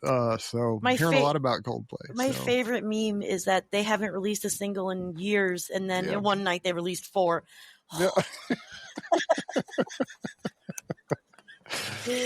Oh man, so good. Yeah. It's I think I wrote this the other day that it's not original. I stole it, but it's stolen from somebody else who doesn't know who it's stolen from. So it's all fine. It's just common. What do they call that? Public domain at this point. Yep. But that every day the internet has a star, and your responsibility is to not be the star. Yes. Don't be the star. That's the star. Yes. A star is born. So, well, Andy and Kristen, they I love it for them. But I don't even remember what we were talking about. We were talking about post MAGA. Now, I mean, we go there. Like what's post MAGA look like? Yeah, what's past MAGA? Oh my gosh! So, post MAGA look like for you today? Post MAGA, for at least a year, I've been waking people up. I've been doing the long, hard slog by myself. I'm trying to work on a tutorial. Okay. Great. I'm actually moving towards a movement. What do we want to call it? But deconstructing MAGA. I want to teach others, because this doesn't end with MAGA. We can use this, and we, the people, start moving together to overcome some of these societal issues, because the government less than useless right now. And even if we get control back, even if we get some kind of an adult back in there, it's going to be absolute madness. It's also not limited to this country, unfortunately. Yeah. So there is some sort of play trying to happen globally, and it makes inroads some places and then it doesn't in others. And if this might make people mad, but I obviously don't care. But I see 3 cults that you came from. Yes. I see MAGA, I see JW, but I also consider all religions to be cult, because whenever you get down to it, they all share a lot of similar traits. Yes. Not all of them are high control. No. I'll give a little bit of a pass to the more progressive faiths, regardless of if they're Christian or like Reformed Judaism or whatever. If they're not using coercion. Yeah. Not have crazy ass rules, and you know. You could do things like take blood to save your life. But still, it is my contention that none of them are true. So therefore, I look at all of them as being a cult. You can disagree with that, not agree with that. That's fine. But still, if you were to examine the foundation of any religion, like all of those, what you're talking about, it's all similar. It's all about asking questions. It's about listening. It's about maybe stepping away from the position of I 100% think that I'm right. Yeah. Maybe I could be wrong. Yeah. What if I'm wrong? Yeah, exactly. What if I'm wrong? Maybe I am. Maybe I got this backwards. And be open to that idea, to at least consider it. And I see that common thing between religion, particularly high control, and MAGA, and then whatever comes after this. And if you ever watch anything on cults, just in general, I mean, they all end up following a very similar pattern, to the point where you're like, man, I wouldn't have thought MAGA was a cult 8 years ago, for instance. I would have thought of it as a political sub-movement. Like the Tea Party. Yeah, something like that. And that's what I thought it was. And nobody even thinks about the Tea Party these days, right? Shit. But MAGA, I definitely see it as a cult, especially because they do have one of the other more interesting characteristics about a centralized figure that perpetuates the message to the followers. And then the us versus them mentality, which for America anyway, has turned politics into a bit of a sport. I think that a blood sport. But I have questioned how many people these days that are, MAGA, if they even believe half this shit, or if they just see it as like, well, our side won. like a football game. So they don't even think about it. Don't think about it? Don't even think about it. They only think about it in the moment when they have to deal with it because they can't. The brain burn is so severe. At this stage in the game, my God, I can't even imagine what these people are going through. And I know it's hard to give empathy to them, but if you keep in right here, somebody can't learn if nobody teaches them. That's true. And somebody can't know that they're supposed to be intellectually curious if no one gives them the opportunity to do so. Right. And if you have had these limits around you, and then all of a sudden everybody says everything you think is wrong, well, you're going to get defensive. Yeah. You're going to put the wall up. You're going to say, oh, no. And that's part of the problem is we as a country, as a nation, have lost our humanity. Yes. I would argue we've probably been losing it. Yeah. I mean, you talked about 50 years old and as far as what brought us to here.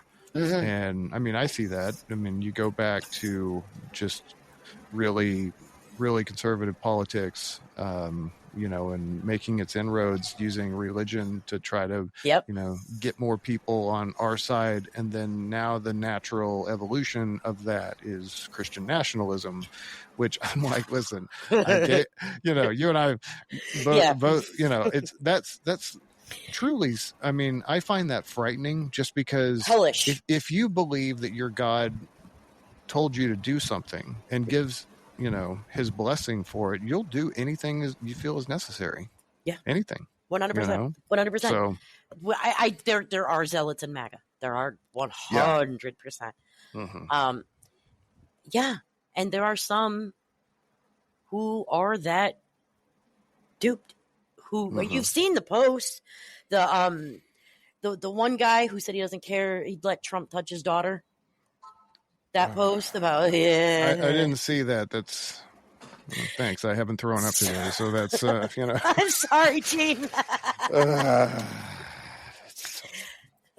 Yeah. I mean, it's already bad enough with the stuff that he says about his own daughter. So, but to have a follower say similar things. But see, though, that's the thing is those people, those are the true believers. And the true believers. They're tiny. Everybody else, Epstein was a hard line, man. It was just a hard line. And he just gave us the best gift ever. Well, the right has been, rightfully so, really vocal about, things like trafficking and stuff like that. And honestly, for a while there, I wasn't even sure if trafficking was a real thing or if it was an urban legend. I now fully believe that it's a very real thing and that it's probably far worse than we have a grasp on. But I really struggled with that. And then, because you feed into your own bias, right? You're like, oh, well, they're really into that. And then now I'm suspicious on if it's actually real, or did you guys take this too far? And I say that with, I've had a family member who's been abused, not trafficked, but abused, so I take that very seriously, and I wish nothing but the worst of things for that person, that did it. But it's hard whenever it kind of goes back to how you started, talking about like, well, you're so mad and blah, blah, blah. And then, you look at this, like this issue, and I could see where like, well, this better damn well be the issue that draws the line because you guys have been screaming it for about a decade. Yeah. So we better hear it.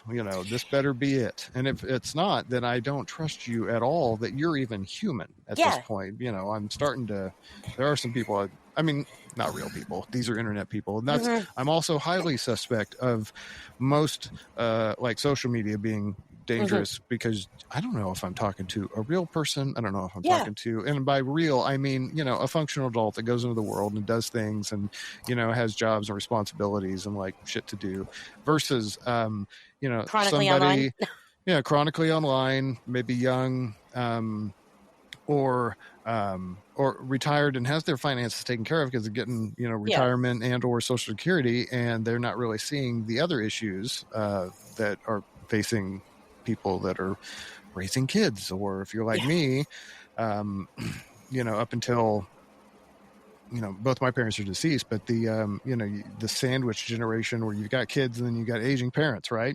That's a struggle. It's hard. Anyway, so you've certainly given me a lot to think about with my own stuff, and I'm going to tell you that you can call me out privately, and whenever you see me, I consider you a friend, so that it would be a private discussion. Yeah, just call me out, and then you could take it in front of the elders, and then see, in comedy they call that a callback. Yeah. Anyway, and I hope that other people take this and listen and realize that, you're going to have to take some beatings. Yeah. I can already play out some scenarios in my head of some instances where, like, you just want them to snap out of it. Yeah. I get it. Yeah. I get it. You're just like, come on, wake up. This thing's on fire and we got to do something about it quick. And unfortunately, it's not going to happen, and it's going to get a little bit more worse before it gets better. I know that sounds really trite and cliche, but it's true that we're not quite there yet. But it seems like within the last week, it feels like it kind of got there. But and for that group of people, for MAGA and or MAGA adjacent, there's going to be a lot of infighting, that's going to happen. Yeah. I'm gonna say this. I know you've seen some of my predictions, and they've all come true. Like Vance, or like Trump and Elon, it's all happening. Here's what I think is eventually going to happen. I think MAGA is going to deal with Trump. I think MAGA is going to deal with Trump. Yeah. Or Vance. Well, just going by probability and health issues and his age, I think that I think he'll have other things to worry about. I think so too. So, but yeah, I think there'll be something that comes after him that'll have to be dealt with in one way or the other. And I know. Sorry. No, that's it. I know that a lot of people, especially people who deal with cults and stuff like that, are like, well, the cult just stays. Shut up. MAGA is not your standard cult. It is groups of people from different radicalized beliefs all brought together. It is not a unified belief other than Donald Trump can save us. That's it. That's their. When you remove him, now they hate each other.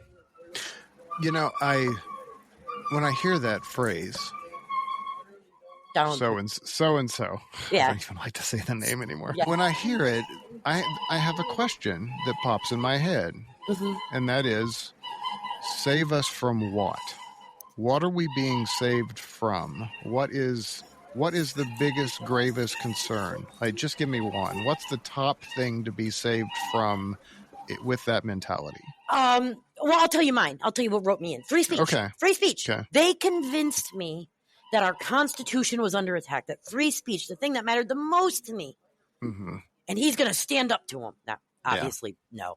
But that's how it works. It's the deep state and the crazy liberals and they're trying to control us and this and that. And for someone who has controlled all their life and not realizing that's what it is, but knowing the thought of someone else controlling me is when you're in that mental state. Yeah. You know what I mean? It's easy to just manipulate that. Yeah. It just depends on which maggot you're talking to. Okay. Just depends. Yeah. Because he has filled them. I'll tell you how I lived, how I felt physically. I was in a constant state of anxiety, fear, and stress, 24/7. And we're all like that. We were all like that. Because he has to have you in that state to keep control over you, to keep your brain confused, to keep you off balance. And what I do want to say to everyone is we are in what's called the discard.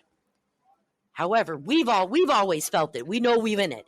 MAGA doesn't. Yes. So there's a cycle with narcissists.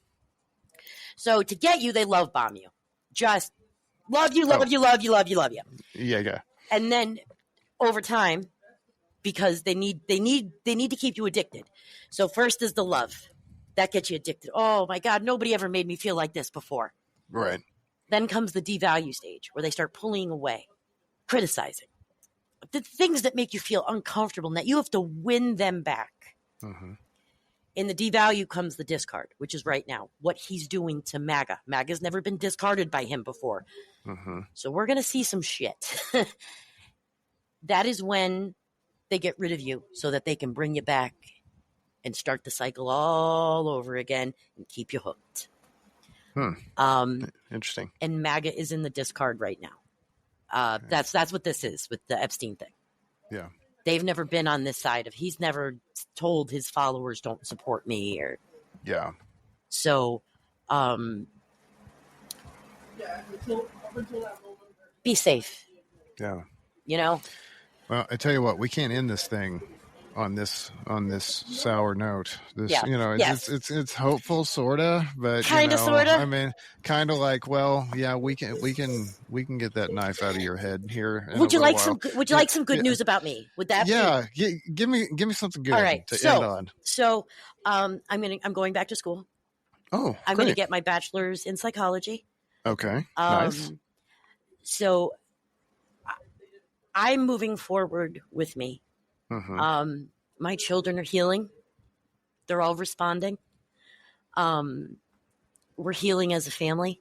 And no matter what happens with Keith and I, we do love each other, you know, and we're working together no matter what. Yeah. And we're healing. And I'm a pretty special person. Yeah, you are. And I'm a loving person, and I went through hell to realize that. But I do realize that, and I have a special gift when it comes to reasoning with people and loving people and getting people to understand. And I'm using that fully. Good. And it's nothing but gravy.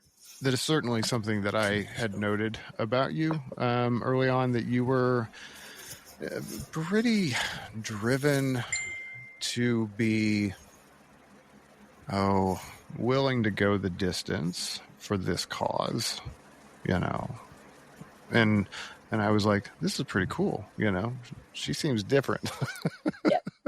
Different than just, us Thank that are just, fucking angry and mad and like, fix it. Like, it was fine a year ago, you know. 6 months ago, it was fine, you know. Part of it is penance. Oh, yeah. Of course. But there's also, I see it. I feel it. And I understand it on a level that most people can't, because I've been on every side.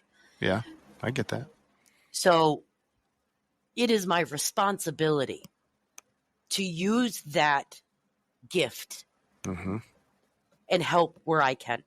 I'm just a human being. This is my part. Yeah. And so I'm going to chase it with everything I have. We all have our part to play. This is mine. Yeah. And so that's where we're at. But it's nothing. That's great. Yeah. So, yeah, and have you already started school, or is this no, we're going to go through the woodworks? Well, it started the apply process and the financing, and you know how it goes. However, I chose a program that I can get my bachelor's in 15 months. Oh, I did 4 nice. years of high school in 1 year.